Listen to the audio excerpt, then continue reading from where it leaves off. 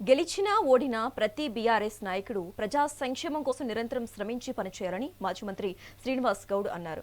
మహబూబ్ నగర్ జిల్లా కేంద్రంలోని తన క్యాంపు కార్యాలయంలో నూతనంగా గెలిచిన కార్పొరేటర్లతో కలిసి ఏర్పాటు చేసిన సమావేశంలో పాల్గొన్నారు. చాలా మంది 10-15 ఓట్లతో అంచులకు చేరటం జరిగిందని, కేవలం అధికార దుర్వినియోగం వల్ల మాత్రమే కొన్ని చోట్ల బీఆర్ఎస్ ఓటమి జరిగిందన్నారు. అధికార దుర్వినియోగం అత్యధికంగా చేశారని, ప్రజాస్వామ్యంలో ఇది సరైన పద్ధతి కాదన్నారు. ఈ విషయంపై రాష్ట్ర కేంద్ర ఎన్నికల సంఘానికి ఫిర్యాదు చేయడం జరిగిందని స్పష్టం చేశారు. రాష్ట్రంలో మన బీఆర్ఎస్ పార్టీని ఎదుర్కోవడానికి సిద్ధాంతాలకు అగెనిస్ట్గా ఈరోజు ఇక్కడ మహబూబ్నగర్లో చాలా ప్రాంతాల్లో అన్ని పార్టీలు ఐక్యమై బీఆర్ఎస్ని ఓడించడానికి ప్రయత్నం చేసినాయి.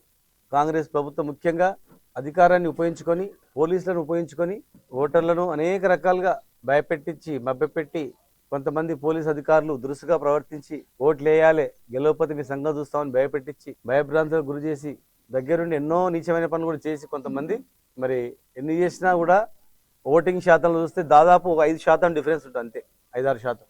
2027లో మేము ప్రభుత్వంలో ఉన్నప్పుడు ఉమ్మడి జిల్లాలో ఒక 5% కూడా లేదు గెలిచినటువంటిది.